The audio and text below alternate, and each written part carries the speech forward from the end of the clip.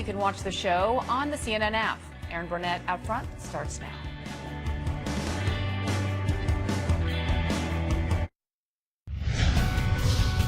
Out front next, breaking news, saved with seconds to spare. An American couple speaks to CNN about how they were able to escape the deadly flash flood in Nepal, and their son, who had been desperately trying to get in touch with them, joins me live. Also breaking, a controversial right-wing commentator detained by ICE. This is someone who was once one of Trump's top supporters, even backing his aggressive immigration campaign. And, quote, retaliation. 3 staffers who were fired from the Stars and Stripes newspaper are now suing Pete Hegseth. One of them, the former editor-in-chief, is my guest. A judge just making a ruling in that case. Let's go out front.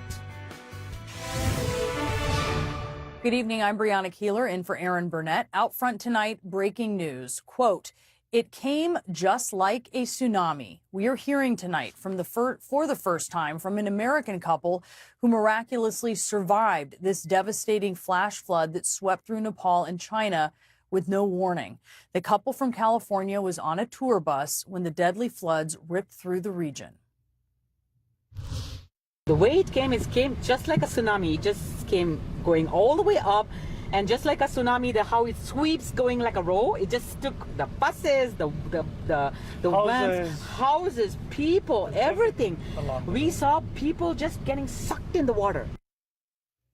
You're going to hear much more from the couple who spoke to our Will Ripley on the ground in Nepal. I'm also going to speak to their son, who is in Los Angeles and fielded a desperate call from his mother, who had just hiked upward from the flooding to escape it. It is an incredible story, and they truly are some of the very lucky ones. At this hour, 2,500 people are still missing, and that includes roughly 90 Americans. The death toll also spiking. Nearly 600 people have lost their lives.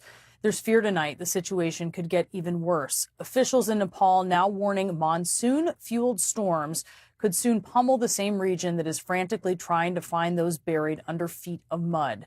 We're also monitoring the warning about this natural dam that we've been following. Officials fear more rain could cause it to fail. And tonight we have new satellite images of the dam and the lake created after trees and debris blocked a river. According to Chinese state media, that lake now holds 2 million cubic meters of water. That's equivalent to 1,000 Olympic-sized swimming pools. We have a team of reporters on the ground. Hanako Montgomery is in the devastation zone, and Will Ripley is in Kathmandu. We want to start with Hanako. Hanako, what is the latest that you're learning there on where the search efforts stand? Yeah, Brianna, right now we're in the Trishuli area, which is pretty high up in the Nepali mountains, and it's very close to that river where we saw that extreme flooding on Wednesday. And we've been speaking to some locals here. We've also visited the Nepali Army barracks, and we spoke to the Army general there just about the rescue efforts. And while we were at the barracks on Friday, we saw, over a dozen helicopters land in the matter of 30 minutes, bringing back survivors who they had pulled out from the mud, from the debris. And we also saw, of course, families going to the Army barracks trying to get any information from those Army officials. They were telling us that all communication lines, all electricity has been cut out, so they just can't simply call their loved ones and find out if they're alive or not. So they were hoping that the Army had more information. And, Brianna, we've been seeing some extraordinary footage and stories about those rescue efforts high up in the Himalayas. One video we saw rescue workers pulling out over 100 people from a hydroelectric power plant, and we saw those individuals getting pulled out, completely caked in mud. It was like a second layer of skin for them. And again, this is just a story after story that we've been hearing from the ground here. Now, also, Brianna, I do want to point out, when we were speaking to the Army general, he had 2 reservations about these rescue efforts. The first was the fact that it's just, again, very, very difficult to get to those survivors because communication lines have been cut out. They have no idea where these people are, how to get to them. So that's been really, really difficult. He also told us that because of the inclement weather, the fears of a monsoon storm, also fears that 2 newly formed lakes from that first initial flood could potentially burst, could overflow. These were concerns that he had about potentially more loss of lives, potentially more damage. But of course, right now, they are raising racing against the clock, that 72-hour window, a very critical window to find any remaining survivors who might be alive, is soon coming to an end. So right now they are just trying desperately anything to get more individuals out from the rubble, Brianna. Hanako, thank you so much. Will Ripley is in Kathmandu. And Will, I know you spoke with 2 Americans who were rescued from the flood. And right now you're at the hospital where survivors will be treated if they're found. What's the latest that you're learning? Hey, Brianna. Yeah, behind me, there's this wall of photos of people who are missing. And as we came out here yesterday afternoon, it started with 1,200 people registered missing. Then the number in a few hours jumped up to 1,600. Now it's well over 2,000. And just look at the ages of some of the people who are on this wall, family members, desperate for information. They don't know where children are. They don't know where parents and grandparents and brothers and sisters and aunts and uncles are. It's just a heartbreaking situation out here for the people who are still missing. But we were able to speak with an American couple from Northern California who are not among the missing. They survived by a matter of seconds when that black water inundated the border checkpoint where they were about to cross into China. Violent, it was aggressive with anger. That's how I saw the water come.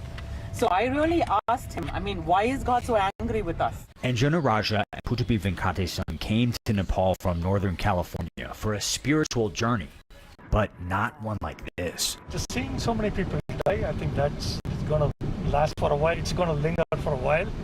I don't know if we will get over it anytime soon. They were on a tour bus near the China-Nepal border about to cross into Tibet when people outside started running and screaming. There was no time to think. Our reflexes needed to be so fast.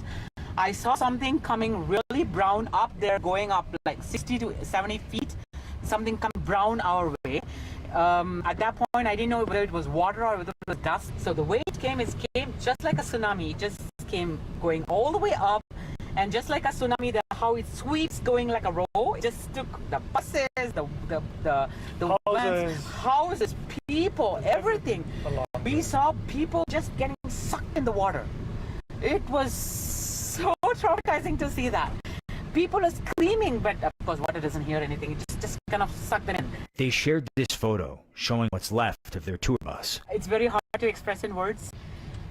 A lot of turmoil inside. It was nerve-wracking. Especially when you see death just 5 seconds away from you. I thought about everybody who lost their lives there because there were dead bodies within sight. Bodies where there were only half bodies, just hands, just legs, just face, just head. Bodies like that lying around. He's a lifesaver. My brother. Their tour guide, Dashi Tumang, guided them up the mountain with just seconds to spare. How can running, Just running. 10 seconds is finished. 10 seconds, everything's underwater. Yeah.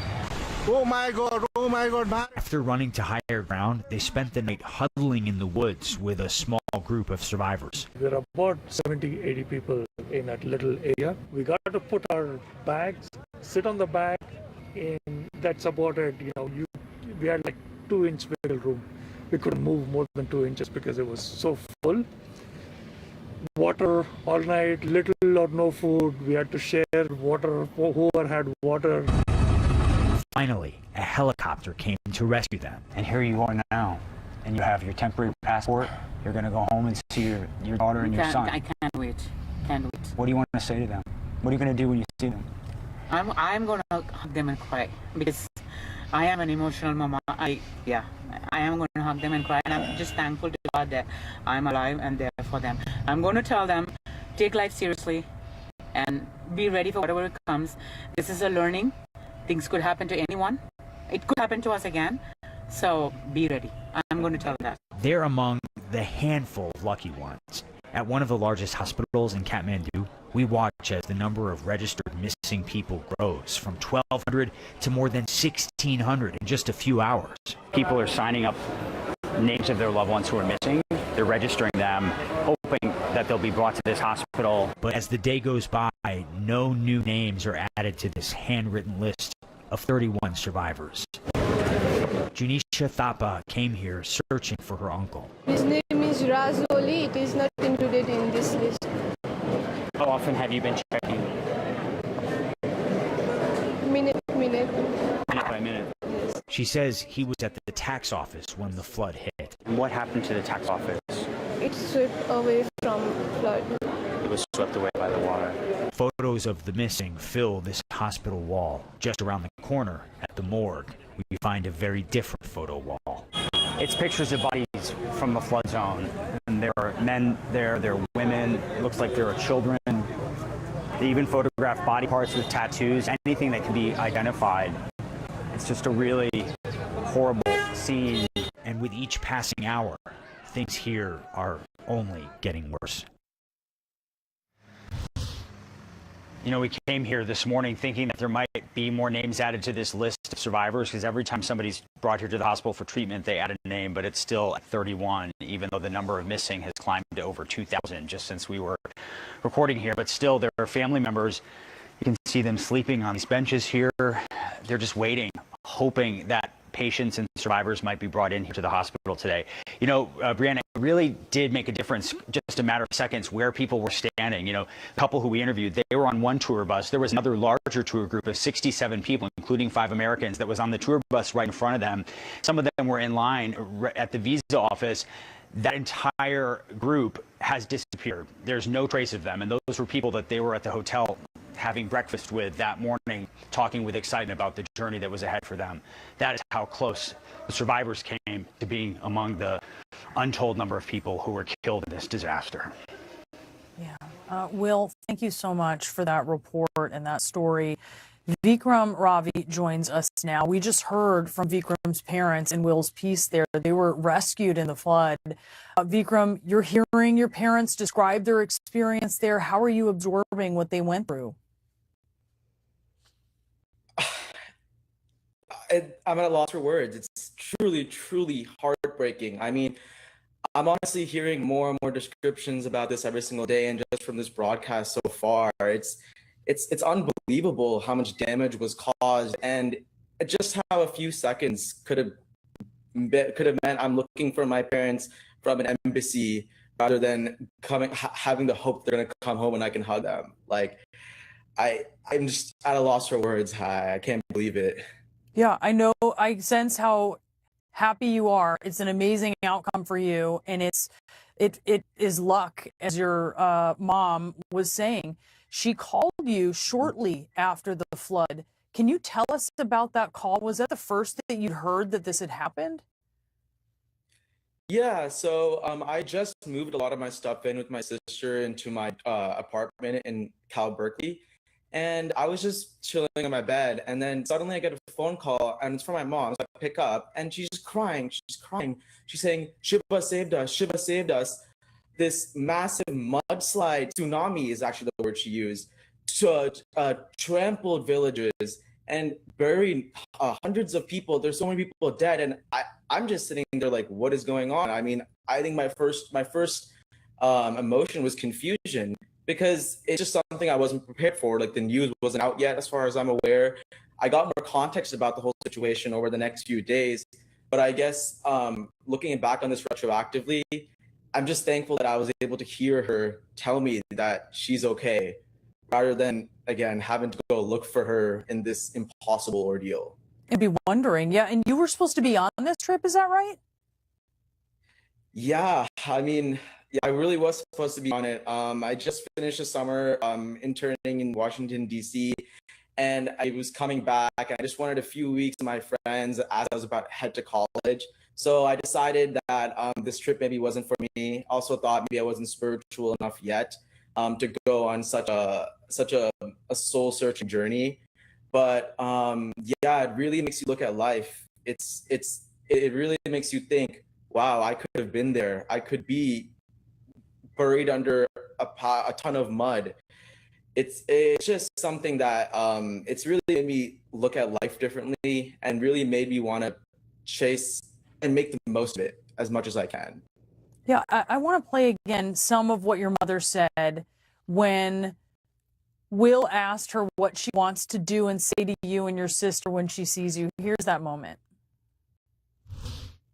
I'm gonna hug them and cry, because I am an emotional mama. I am gonna hug them and cry. I'm just thankful to God that I'm alive and there for them. I'm going to tell them, take life seriously, and be ready for whatever comes. This is a learning. Things could happen to anyone. It could happen to us again. So be ready.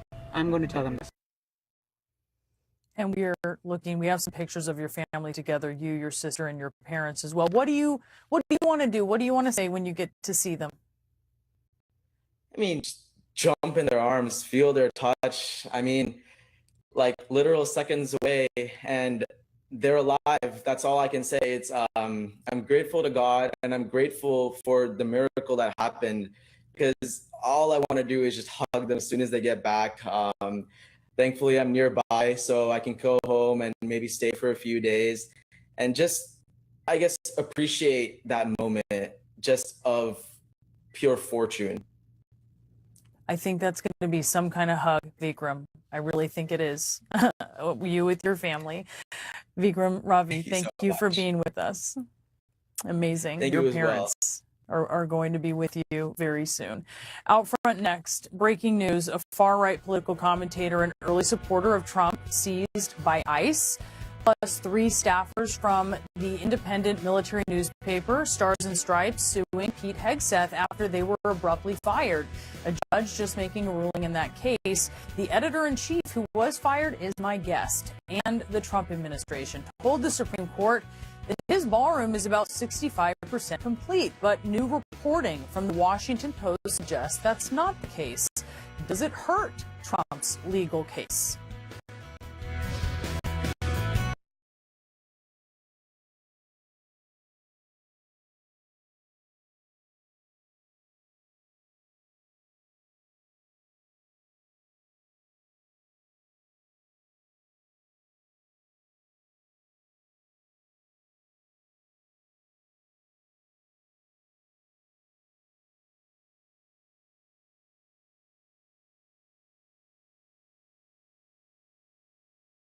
Tonight on 360. The stories that matter. Anderson Cooper 360. Weeknights at 8 on CNN. Television's biggest night starts here. Don't miss a front row seat to all your favorite stars. The live interviews, the glamour, the fashion. CNN and Variety Red Carpet Live. TV's biggest night. Streaming live with an all-access subscription. This show's about discovery. Trying not to follow anything that's been told to you. God damn, that's good. The Detour with David Chang premieres September 20th on CNN and next day on the CNN app. Caitlin Collins is your DC source, bringing you unprecedented access to the White House, Capitol Hill, and beyond. For in-depth political coverage and analysis, watch The Source weeknights at 9 on CNN and watch on the CNN app. It is about the football. Everybody's in the fight. Everybody's in the fight. A lot of competitive play in the big win. We play on TNT.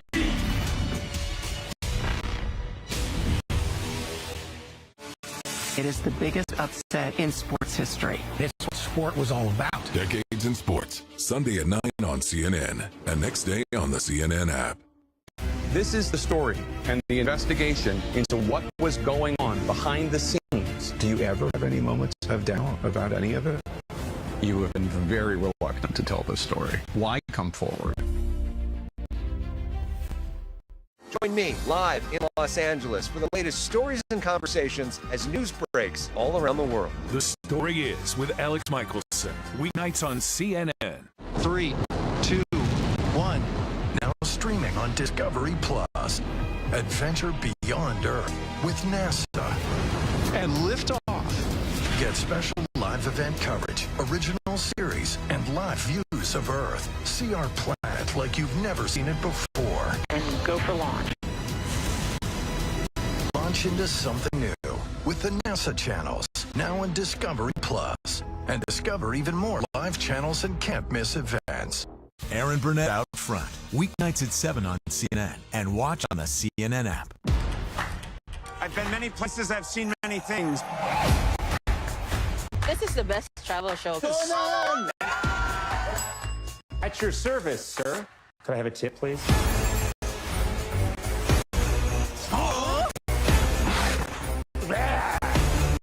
You let the white person in and boom, it's a full takeover. I'm not just a white person. I'm the whitest person ever. All the news. Laura Coates Live. Weeknights at 11 on CNN and and watch on the CNN app. I had to call someone I looked up to, a colleague. We're two former White House correspondents with a tireless work ethic. We're ready for whatever comes our way. The Situation Room with Wolf Blitzer and Pamela Brown, weekday mornings at 10 on CNN and watch on the CNN app.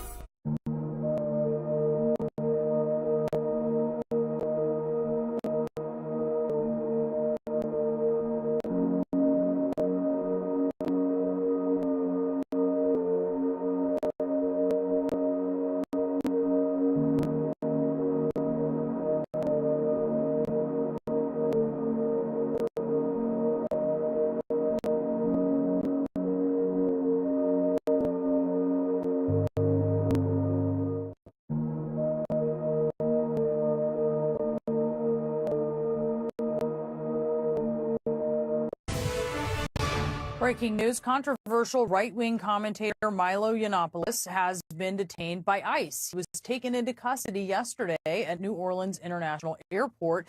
DHS posting this photo of him in custody and saying, quote, he chose to overstay his welcome in violation of our nation's laws. Yiannopoulos was issued a final order of removal by an immigration judge on July 22nd after failing to show up for his immigration hearing. He will remain in ICE custody pending removal. Yiannopoulos' rise to prominence coincided with Donald Trump's first campaign and term as president, and he positioned himself as one of Trump's top supporters. He also had a long history of disparaging and offensive remarks about women, Muslims, African Americans, and transgender people. The list really goes on. Jamal Simmons and Bill Kristol are out front. And Jamal, your reaction to ICE detaining Yiannopoulos? Well, first of all, it couldn't happen to a nicer guy. But I think it just seems a little bit like an intramural fight between some of the wings of the MAGA party. What seems to be more important to me are the 400,000 immigrants who've been detained over the course of the last year and a half by ICE and DHS. 145,000 American U.S. citizen children have had at least one parent detained over the last year and a half. And, you know, we just had this case of the sailor, Josh Aviles, who was on the USS Lincoln, whose dad was being detained. There are 50 American, 50 parents or spouses of active duty military who have been detained. This is not a popular policy. They're not handling it well. And so I think while we focus on Milo's case, this is really something that's affecting so many people in this country that we've really got to figure out a better policy to secure our border and to make sure we're not getting rid of people who really ought to, you know, be here. Yeah, Bill, just a year ago, Yiannopoulos appeared to be quite supportive of ICE's approach, posting California needs ICE checkpoints at supermarket entrances, gas stations, strip malls, intersections, and government buildings with on-the-spot deportation for anyone who can't prove they're in the U.S. legally. I mean, what do you think about so far what you've seen, and what are you expecting about how the administration is messaging this? I don't know if they're going to message about you. They'll just show, see, we want to deport anyone who's here, quote, illegally, which, I mean, they are fanatics about mass deportation. We really can't lose sight. I agree with Jamal about this, about the forest for the trees. I mean, he's just getting a little bit of maybe his own medicine here, since he was gloating about the deportation of others, especially people with dark color skins or foreign accents and so forth. I guess he's going to be put on a plane back to London, so it doesn't seem like he's not going to the Central African Republic, like some people from Central America are being deported in the middle of the night there. And he's not like these 300,000 Haitians who came here, got temporary protected status, contributed to their communities, had low crime rates, were living lawful lives here in the U.S. The administration removes their temporary protected status. Hey, presto, they're illegal. Now they're being deported to Haiti, a place that is so horribly dangerous that the State Department tells Americans don't set foot there, and there already have been killings. And it's terrible what's happening here in Springfield, Ohio, and that is pure racism. I mean, let's not get ourselves, fine, they can take Milo off, I guess, and that's not racism. Why are they going after these Haitians in Springfield, Ohio? We know how that came up in the campaign, right? Breonna and with J.D. Vance and Trump and the eating cats and dogs and all that. So it's really an appalling policy, the mass deportation policy. And if this calls a little more attention to it, that's okay. Bill, I want to see what you think about a moment that happened on Fox yesterday. Bret Baier calling out the president in real time over a social media post after reporter Jonathan Hunt reported that U.S. leaders are set to meet with G20 leaders to increase pressure on Iran. Trump posted, Jonathan Hunt of Fox News did a particularly inaccurate report on the failing Islamic Republic of Iran. I don't want to meet. They do. In fact, they are begging to make a deal.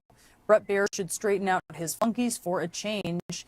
Then within minutes of that post, Baier said this on live TV. First of all, Jonathan Hunt's not a flunky. He's a great reporter. Second of all, Mr. President, we didn't say you wanted to meet. In fact, we played a soundbite that you didn't want to meet, and there are no negotiations. We said that Treasury Secretary Bessent is hoping to meet with G20 countries to increase the pressure on Iran, and that Gulf state allies, including Qatar, are inside Tehran trying to get Iran to agree to concessions. That was what was said. Compelling moment, Bill. What'd you think? Yeah, look, it's good that Brett called out the president in this one instance. He could have just said, Mr. President, you've been lying about the Iranian war now the Iran war for 6 months, since you began it 6 months ago today. And you've been constantly lying about what's happening with in the Strait and about your negotiations with Iran and declaring victory and so forth. And this is a very small instance of an additional lie. But you know what? Any point in the story, if this causes a few Fox viewers to say, you know, I was kind of giving Trump the benefit of the doubt, but he's now attacking Fox correspondents, and even Bret Baier's upset. I really need to take a fresh look at it. I mean, that issue is really hurting him. I think people have underestimated that a bit. There's a conventional wisdom, as you know, Brianna, foreign policy voters don't vote on that, but it fits into now a narrative of Trump losing control, not telling the truth. It's all about his own ego. It's not about doing anything for Americans. Gas prices are up. The Strait isn't open. The Middle East is geostrategically much worse off for us than it was 6 months ago. So I think it's been a contributor to his decline in popularity over the last few months. Jamal, I will say on Fox, there have been moments on the Iran war where you're hearing hosts say that people aren't happy or that the president isn't making good on his promises about endless wars. There have been repeated moments. I wonder if you think it makes a difference. You know, I think it might. I mean, here's the thing, Brianna. When only 31% of Americans support your policy, that means a lot of Republicans don't like this war, right? So if you're a Fox and you've got more conservative viewers who are watching this, to call the president to account, to just make factual statements like it seems like Brett just did, just to correct the record, puts you on the side of where the vast majority of Americans are. We've been at this for 6 months. Most of us don't really understand why it is that we're there. The president doesn't even really talk about nuclear weapons or regime change. It's all about reopening the straits. Gas prices are so high, as Bill was saying a second ago. It just doesn't make any sense. And so we've got to figure out a way to get out of this so that we can get back to focusing on things like child care or grocery prices or making things work for American families who are struggling right now, and the president doesn't even want to talk about affordability. Jamal, Bill, thank you so much for the conversation. Really appreciate it. And out front next, a new ruling tonight in the case of 3 Stars and Stripes staffers who are suing Pete Hegseth to get their jobs back after they were suddenly fired. The now former editor-in-chief is my guest. Plus, the Trump administration appealing a major ruling on mail-in voting restrictions. We'll tell you what it means for the election now just 2 months away. Don't stay too late. I'll try. Friday night, closing the books. Just a few more hours. Nah, that's not true. $120 for what? It's gonna need some coffee. Uh-oh. Who authorized this? Did we pay this twice? Well, hello? Did Ram just auto-code all the invoices? All the receipts are here. Boom, boom, boom. Yes. Love closing the books on time. Ram. Love finance.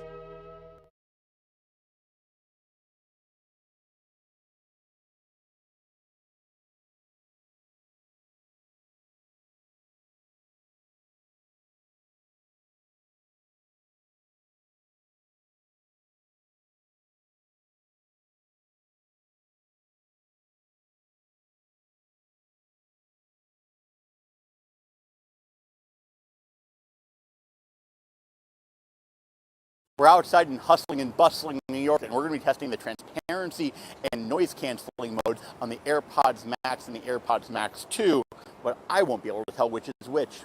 I want to know, should AirPods Max 1 owners care about the AirPods Max 2? Keep, upgrade, keep, upgrade.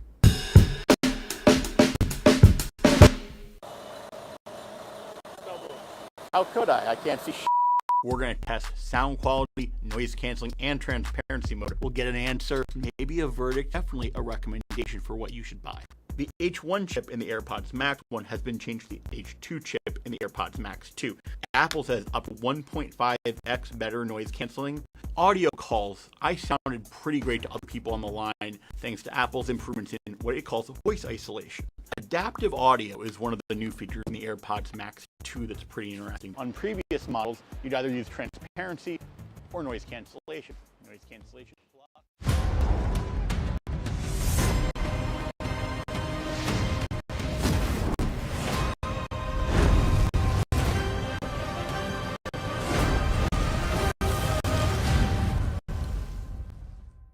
Terrified of speaking your new language in public? Meet BabbleSpeak, Babbel's safe space to practice real conversations. Hola, ¿qué tal? You can now apply the grammar and the vocab you've just learned in low-stress guided scenarios. Bienvenido, Antonio. With dozens of practical situations to choose from, BabbleSpeak will adapt to your skill level and interests, and track your progress at the same time. BabbleSpeak officially makes the Babbel app your all-in language work. Visit Babbel.com to claim your limited time offer. Eclipsing Power, Musk, Bezos, and the new space race, now streaming on CNN. We were obsessed with reptiles, and we were rogues. He wanted the most rare and unusual, no matter the consequences. There was a parallel between the people that smuggled reptiles and the people that smuggled the drugs. It was just a cat and mouse game, and there was lots of cheese.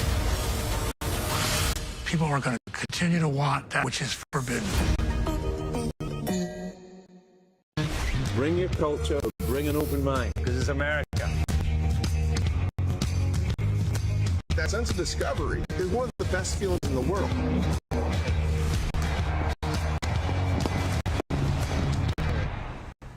Johnny Cage, you have been chosen to fight. It's showtime.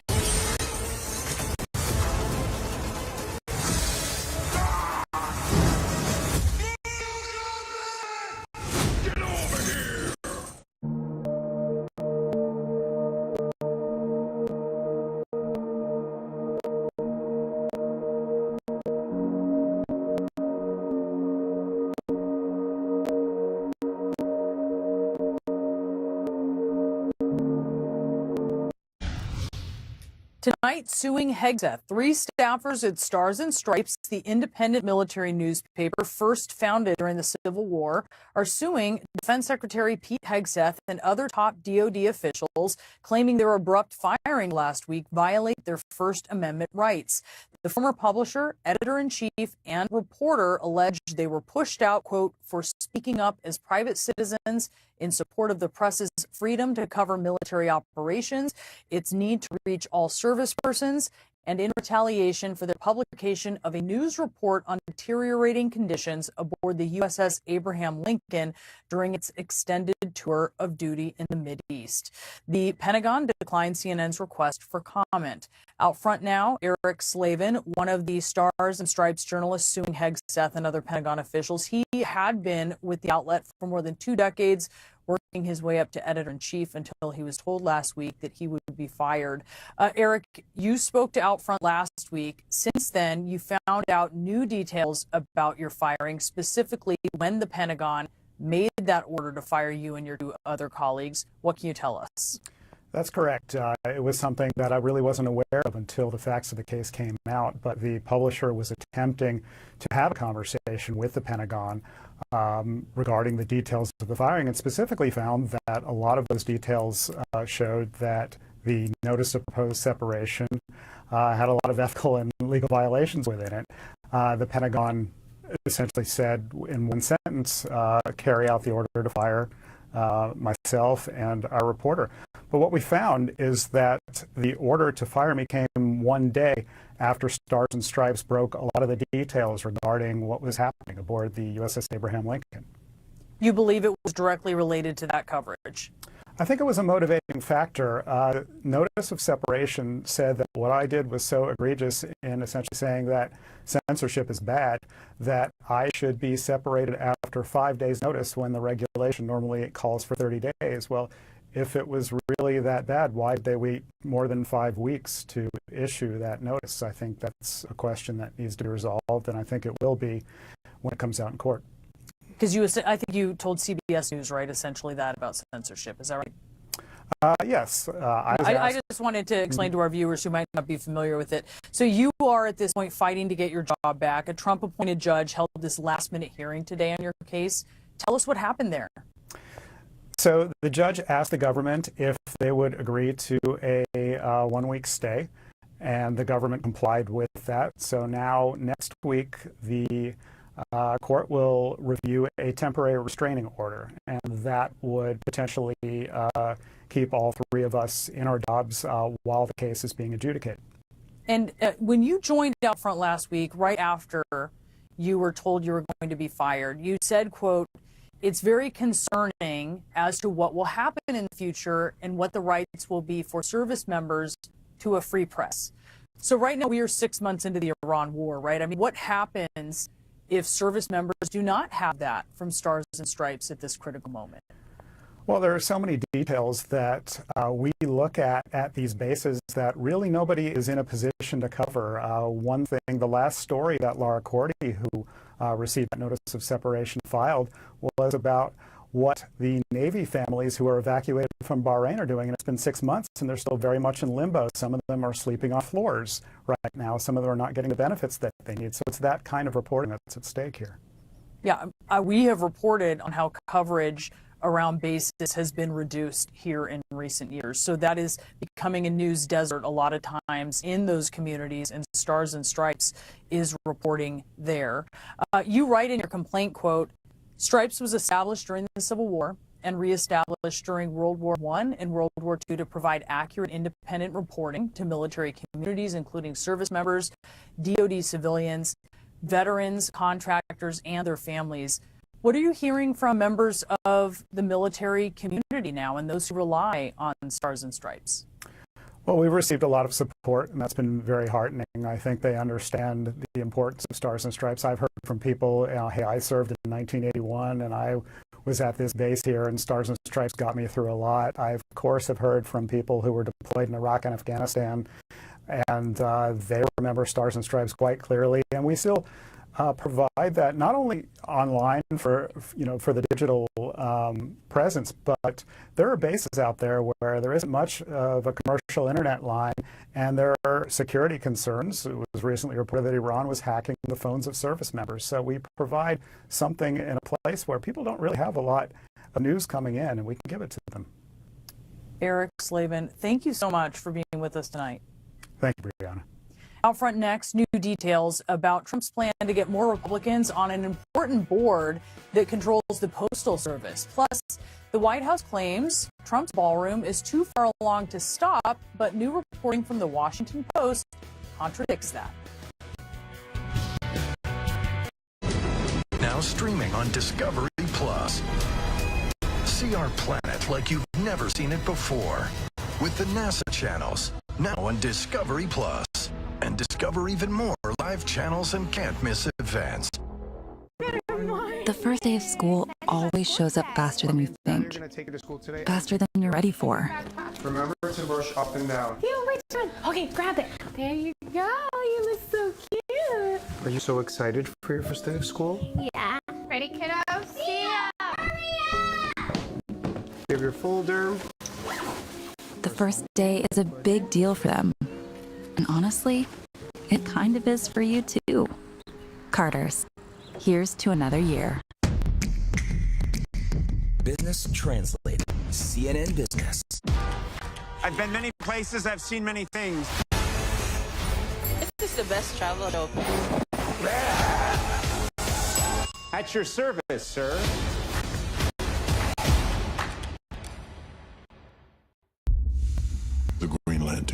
needs to be fearless. Earth is now on the extinction list. You're only gonna get one shot at this. The time has come. What if we can't stop this? No matter how bad it gets, whatever happens next, Don't be afraid. Man, you are champion! But we are not done! 12 is 1, okay? It's a relentless attitude. This locker room is unlike any locker room I've ever been a part of. We gotta get this on camera right here. Let's do what we do, baby. Let's spin. Let's go.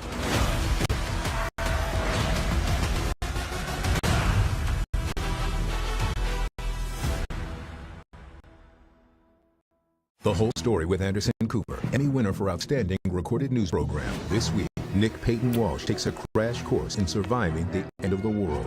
There's bad people that do bad things. You have to prepare for it. The Whole Story with Anderson Cooper, Sunday at 8 on CNN.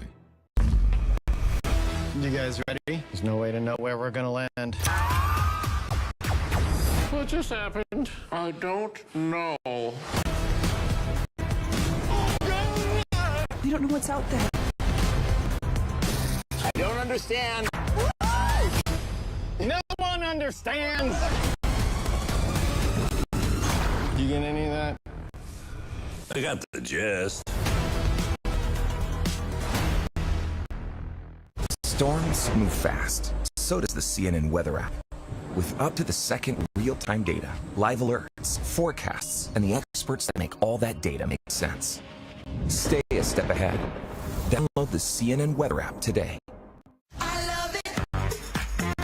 We start with breaking news on several fronts. How I would describe you, but sure. This could change how movies get made. You get America. Loved it with all my heart. Now streaming with an all-access subscription on the CNN app. What has made it to your timeline? Fibermaxing. You're like, why is this here? Tan lines. How did we get here? I'm Audie Cornish. And I'm Ari Shapiro. Let's invite others to the party. Engagement Party. New episodes now streaming on the CNN app.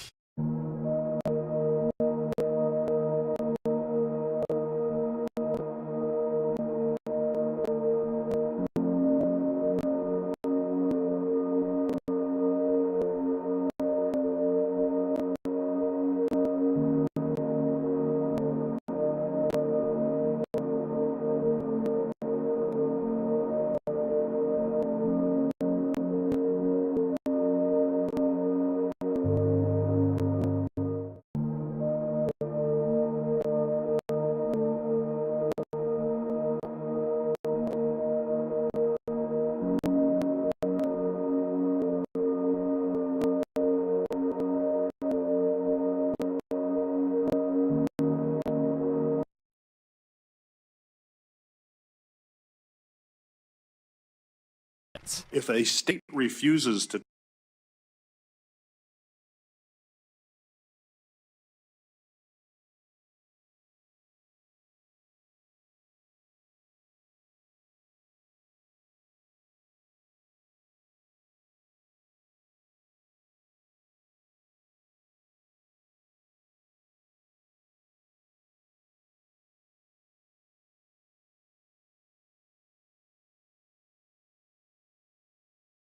also testing a plan to have USPS workers help conduct the U.S. Census.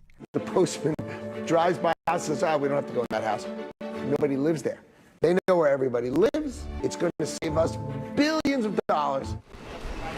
Sources tell CNN that the Postal Service has at least publicly played ball with the president, largely because of its looming financial crisis, which will require reforms from the administration and Congress. Let me be very, very, very, very clear. We are out of cash.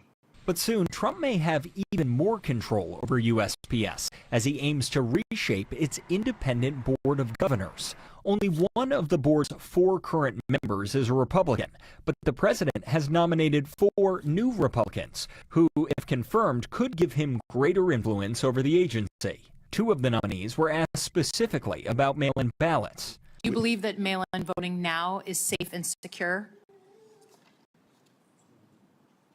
That's a very good question. I would say it's not under the proper guidance and monitoring. Yes, I do. I mean, for instance, President Trump won my state in 2024, and there was a ton of mail-in voting. Was that voting for President Trump safe and secure, or no? It was safe and secure. And it's unclear if they'll fully back Trump's mail ballot claims. Mr. Brodsky, have you voted by mail? Yes, I have. Okay. And presumably you feel the system was safe and secure. It was that a we wonderful have way to vote, and I did it 3 times. But on the central question of who won in 2020, at least one raised some alarm. Writing in his Senate questionnaire, Joe Biden was certified as the president of the 2020 election. I have no information to reach a conclusion that it was free and fair.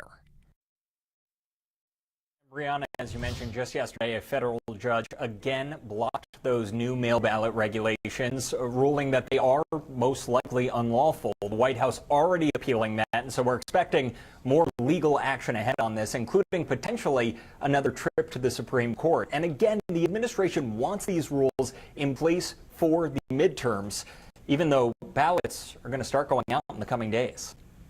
Gabe Cohen, thank you. Ryan Goodman, Outfront legal analyst, joins us now. And Ryan, a judge temporarily blocking the post office from carrying out Trump's order. Hours later, the White House files this appeal. Unclear how fast the appeal will move.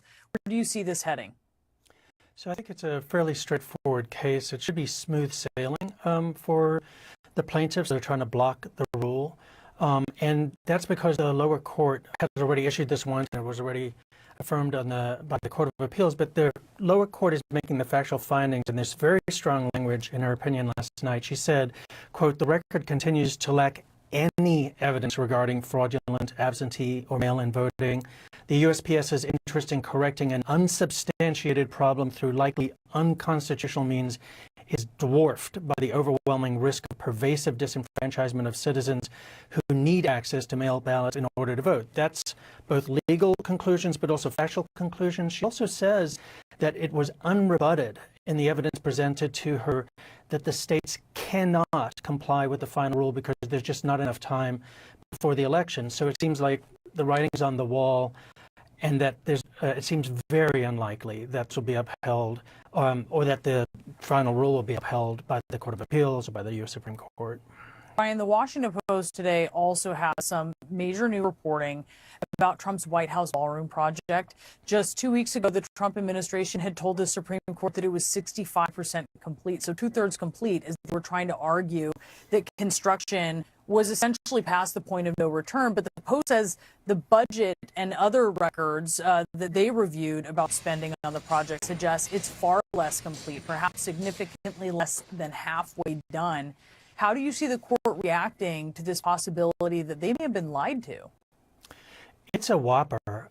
So the brief that was submitted to the U.S. Supreme Court was by the Solicitor General. And even though multiple federal courts across the country, lower federal courts, have found the Department of Justice has given them misinformation, that has not happened at the Supreme Court, and certainly not by the Solicitor General. The Solicitor General has a relationship of trust with the court. And in times past, if there's even a factual error that the Solicitor General makes in their presentation to the court, they'll correct themselves. They'll send a letter to the court saying, look, I made a mistake, here's the real record. So if this sticks the way it's looking, it would be very bad for the government, and I could easily imagine that it would influence the justice's determination, because this is the argument. The argument by the Solicitor General was, as you just said, it's 65% complete, and then in his brief he mentions that twice, and then he says that's why it's infeasible for us to make any changes right now. Well, if the factual premise is gone, it's a real problem. Now, the court might decide on other grounds, but if they're going to look at that question, it's not good for the government. Yeah, and if the assumption is that the Solicitor General understood that he was being factual, right, which I think is probably what a lot of analysts are expecting here, then the question would be, was the White House being honest with the Solicitor General? Is the client being honest, if you will? So if this is true, if this sticks, as you said, not just for this case, but for future other cases, what might this mean for the Solicitor General, this administration going before the court? So I think it has significant implications across a lot of cases. And I totally agree with the way you described it. It does not mean that the Solicitor General was lying or that he even knew that he was giving false information. It's just that he was the purveyor of the false information to the court. And there's a doctrine that the courts have used for decades. It's called the presumption of regularity. It means that they give the executive branch a presumption, a default that they are acting in good faith and that their information can be trusted. That benefits the Justice Department in so many cases, civil litigation, criminal cases, and the like. But the presumption can be forfeited if courts start to just doubt that this particular Justice Department is going to give them valid information. And lower courts have already begun to say that the presumption has been forfeited. The big question is what the U.S. Supreme Court does. So this is not beneficial to the Solicitor General. It could mean that it would hurt the Solicitor General in other cases that are not this case when he goes before the justices. Yeah, that could be huge. Ryan, thank you so much. Out front next, Sir Anthony Hopkins is best known for his role as Hannibal Lecter, but at 88, he's launching an entirely new career.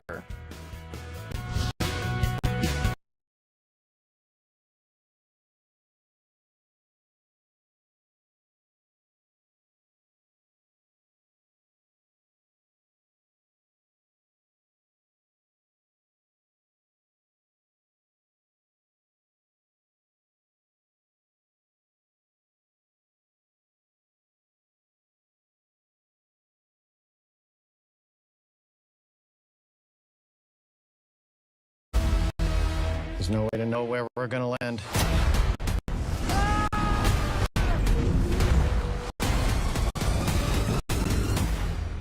Penny?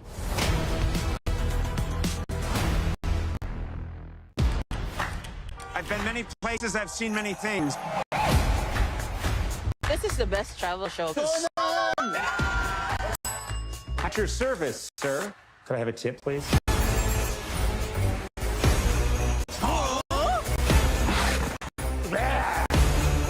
You let the white person in and boom, it's a full takeover. I'm not just a white person.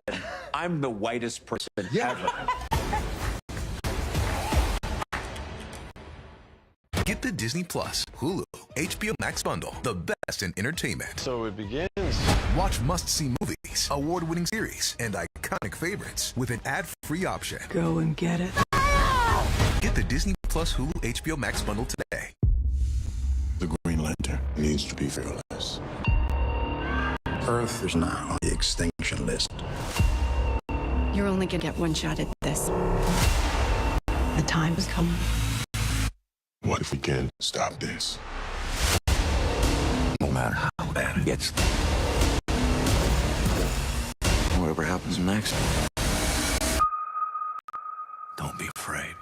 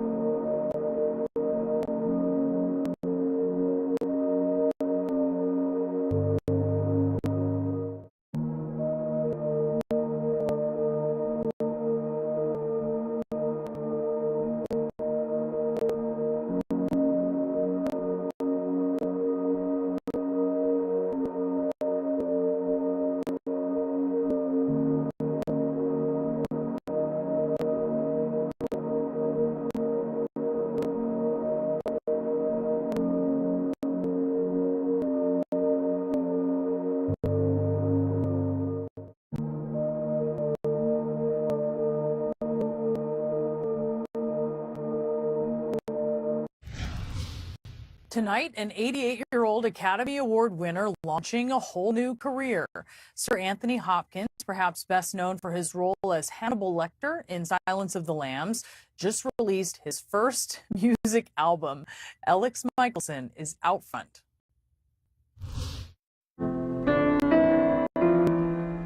Sir Anthony Hopkins is listening to a performance of music he composed. I'm sitting there thinking, where did that come from? Where did it come from? From inside my soul. Closer. Hopkins is perhaps best known for playing the cannibalistic killer Hannibal Lecter in several movies, starting with Silence of the Lambs. A census taker once tried to test me. I ate his liver with some fava beans and a nice Chianti.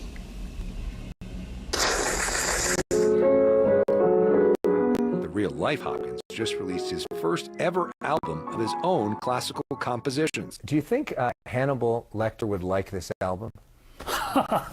That's a question. Hello, Clarice. I like the Clarice. The Clarice aria. La, la, la. The album is titled Life is a Dream. I just see it as one long dream. I look back over my life. I think that's impossible. How did I get here? Hopkins grew up as an only child in Wales. By age 7, Hopkins was playing piano. By 15, he taught himself how to write his own music, but he didn't want to publish it. I was cynical, and you didn't think people would like it? I didn't believe in myself at all. Wow. That's why I became an actor. He'd win an Oscar for Silence of the Lambs and another for The Father. I don't know what's happening anymore. He'd earned Oscar nominations for The Remains of the Day, Amistad, Nixon, and The Two Popes. But through it all, he never stopped writing music. Is more of your passion than even acting? But it's been in me.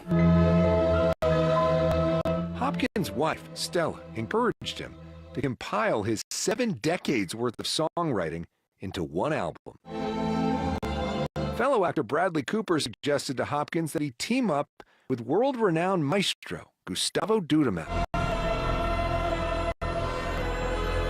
Dudamel taught Cooper how to